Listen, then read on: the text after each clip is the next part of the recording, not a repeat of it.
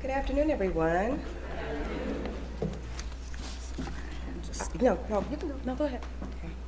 Okay. So I will the panelists, and then we'll have them come up after the introductions and take a seat. Okay. So this panel is titled,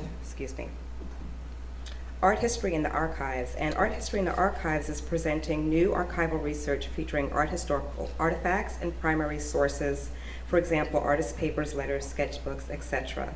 The panel will also provide a platform for revisionist interpretations or reconsideration of a prominent artwork or artist, from scholarship anchored in archival exploration. And so this afternoon's panel includes James Smalls. James Smalls is a professor of visual arts and museum studies, affiliate professor of Africana Studies and Gender and Women's Studies at the University of Maryland, Baltimore County. His research and publications concern the intersectionality of race, gender, and queer sexuality in art and visual culture of 19th century European art and art of the Black diaspora. He's the author of Homosexuality in Art, 2002, and it was reprinted in 2008. The Homoerotic Photography of Coleman, Public Face, Private Thoughts, 2006. He's recently published Sculpting African Nouveau, Primitivism, Ethnography, and Afro-Kitsch in the works of Woodrow Nash, an International Review of African American Art. He is currently finishing up a book manuscript titled Farrell Benga, African Muse of Modernism. Then we have Kirsten Pye Buick. Kirsten Pye Buick, PhD. She's a professor of art history at the University of New Mexico, where she's worked since 2001. She's the author of Child of the Fire, Marriott Monia Lewis, and The Problem of Art History's Black and Indian Subject, Duke University Press, 2010, as well as numerous articles on African American art. Her research and teaching interests include the visual and material culture of the first British Empire, American landscapes, U.S. art from the colonial period to World War II, African American art, and women as patrons and collectors of art. In 2015, she was the recipient of the David C. Driscoll Prize for her contributions to the field of African American and art and art history. Her forthcoming book, In Authenticity, Carol Walker and the Eidetics of Racism, is in progress. And our final presenter is Dr. David Driscoll. David C. Driscoll is an active artist whose work as a painter and printmaker has been exhibited globally. He is well known as a leading authority on African American art, having authored 5 books on the subject and published more than 50 catalogs on the work of African American artists. He received the Presidential Medal from President William Jefferson Clinton in the Humanities in 2000. The David C. Driscoll Center for the Study of the African Diaspora was established in his honor at the University of Maryland at College Park in 2001. He is a trustee of the Phillips Collection in Washington, D.C.,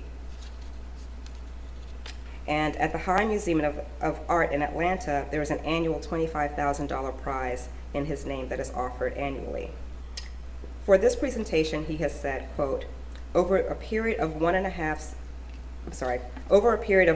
century, I have chronicled many of the activities relating to my travel and art research to Africa, Asia, Europe, Central and South America. Drawings and sketches accompany descriptive writings in the form of visual diaries. I will be presenting a brief sampling of these works, noting that scholars in the discipline of art history have used these materials as primary sources in their research in art from time to time. Dr. Driscoll is the recipient of 13 honorary doctoral degrees, and he and his wife Thelma reside in Hyattsville, Maryland, Falmouth, Maine, and New York City. So please give the 3 panelists a round of applause, and I ask them to come forward. Thank you.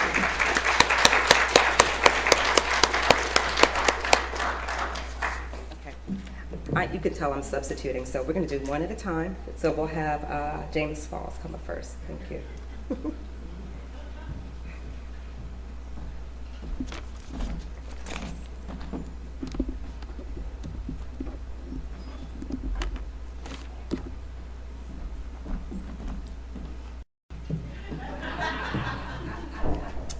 Hello. Don't know if I have my slides up or not. Yeah. There we go. Thank you. So the very first sentence in my book that I wrote in 2006 on Carl Van Vechten, who, by the way, continues to be one of the most, if not the most, reviled self-proclaimed white connoisseurs of black life, art, and culture, and justifiably so. Anyway, in that book, I wrote this. I said, quote, "The most intriguing and ultimately rewarding research is sometimes sparked by gossip and hearsay." Now, although I wrote those words a little over a decade ago, they couldn't be more true today as they were then. In preparing for this colloquium, I thought about actually the relationship between gossip, hearsay, anecdote, and innuendo, hence the title of my talk, a blank screen. So the title of my talk is Gossip, Hearsay, Anecdote, Innuendo, Playing in and with the Archives. In preparing for this colloquium, I thought about the relationship of those things in relationship to my own pleasures as well as frustrations in conducting research on black diasporic topics. And it's been argued, and I believe there is some validity in this, that in gossip one can find a radical model of postmodern knowledge which could serve well in the reading and in the rewriting of racial, gendered, and sexual historical narratives, which my research is very interested in.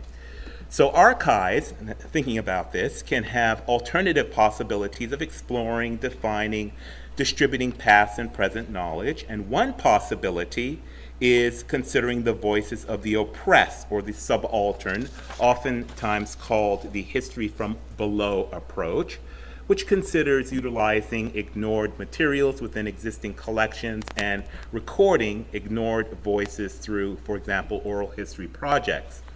So by considering and incorporating these voices that are typically written out of mainstream art history, traditional notions of knowledge and history in the United States and elsewhere are subverted.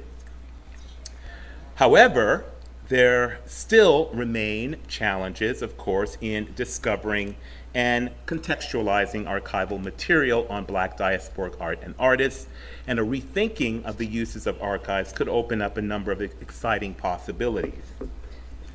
Thank you. So archives can be used for salvage and rescue operations by using aspects of them to build and encode all kinds of narratives, as well as responsibly speculative and creative accounts that confront, intervene in, that disrupt and or derail standard forms of inquiry.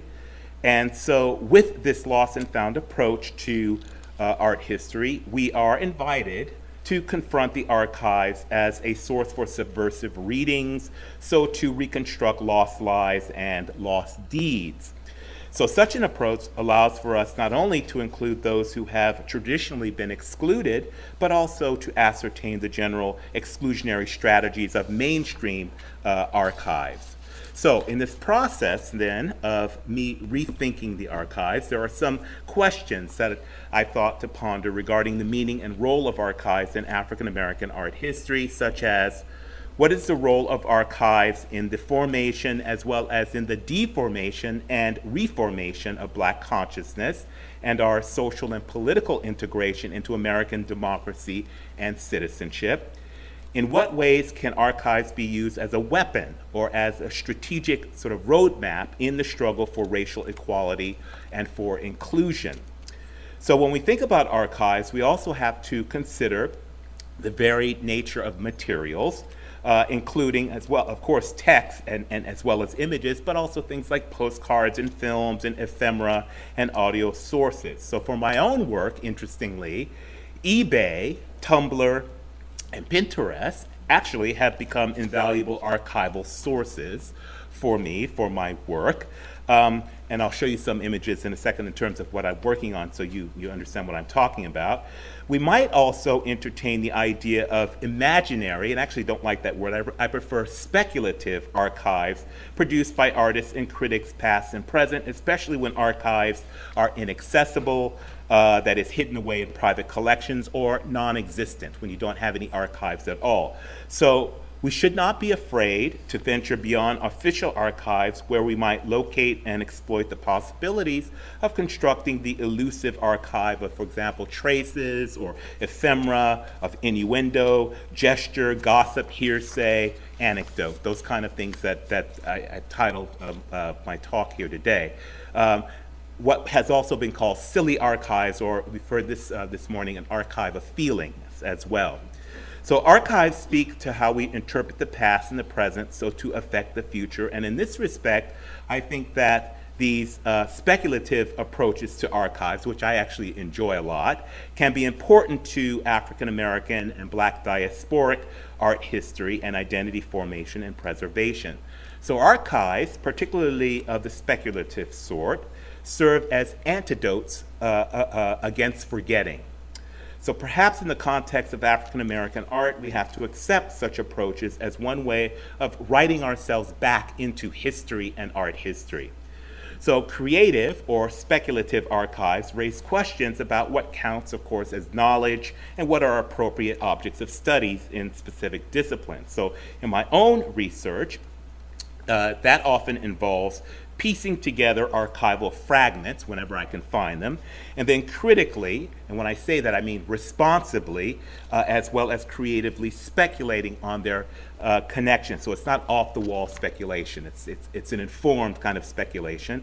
So you speculate on their connections, their strengths, their weaknesses as well. However, recognizing that archival fragments can be distorted or exaggerated or misleading or outright false sometimes is important.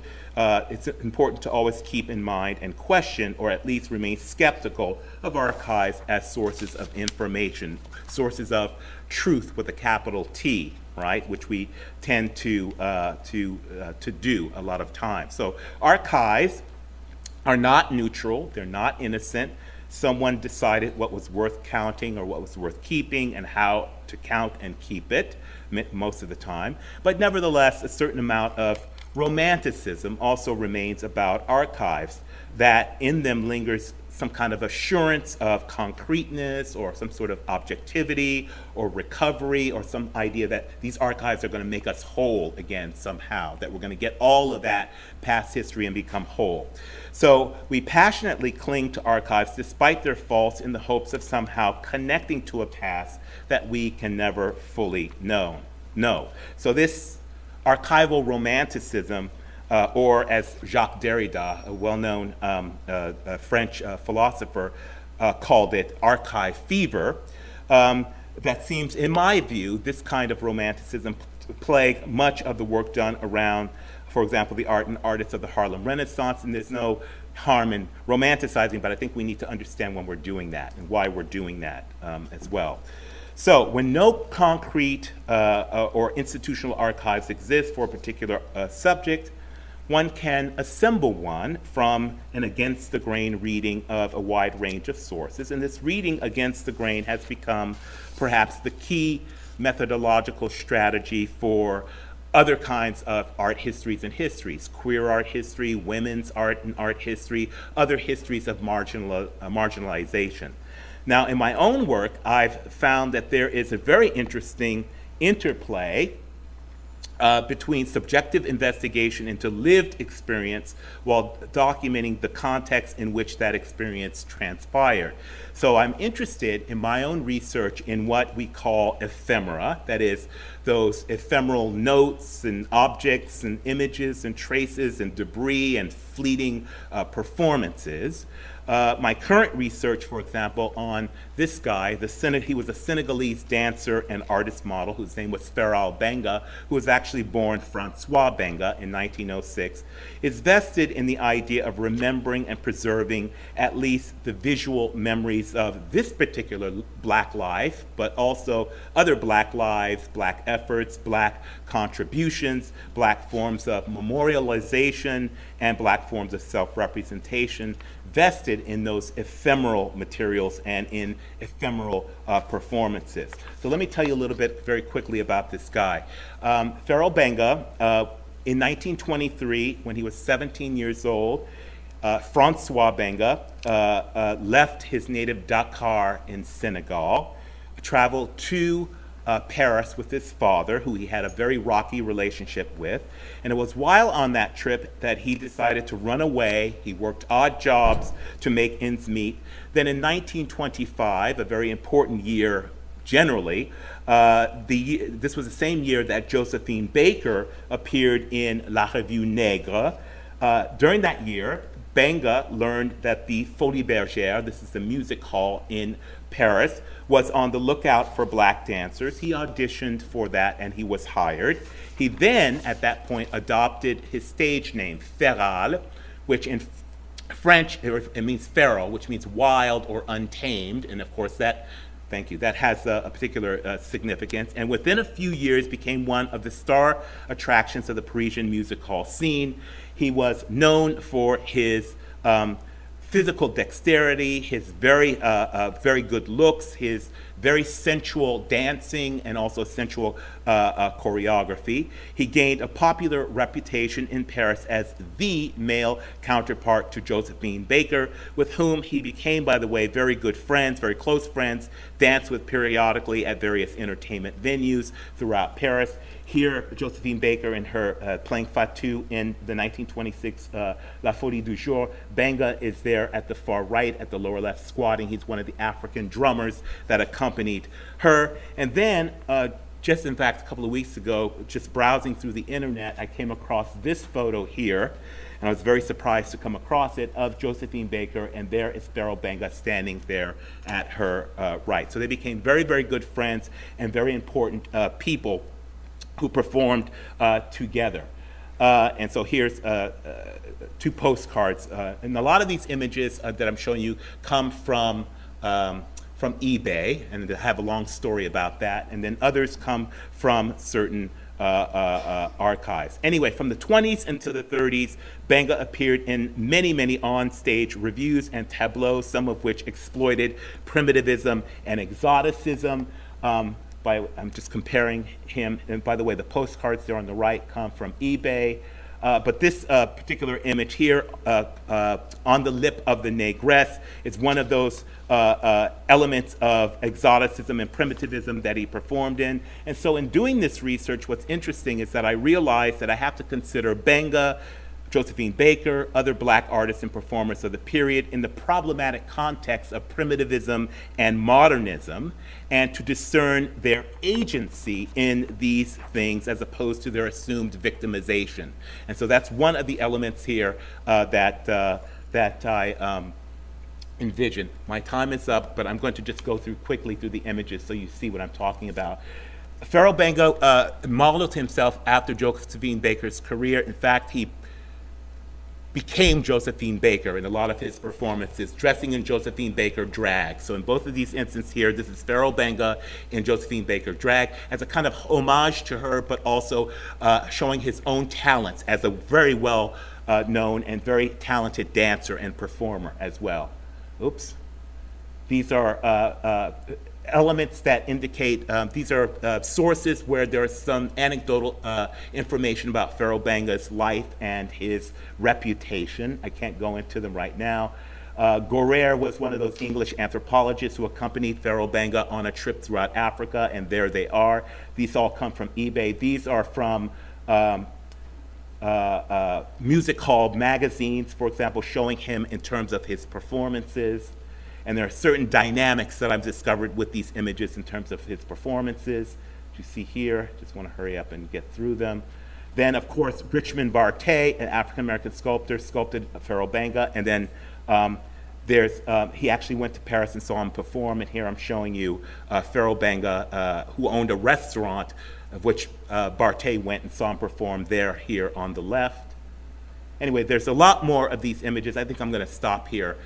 Most of them coming out of eBay, but giving us a very interesting indication of Farrell Benga and his career. So just in terms of how I amass these archives and have to create a narrative, because there's no one place where there are archives on this particular person who has been lost to history and to modernism. And so I have to construct it based on what I find. And so this is an example of that. Thank you very much for your attention.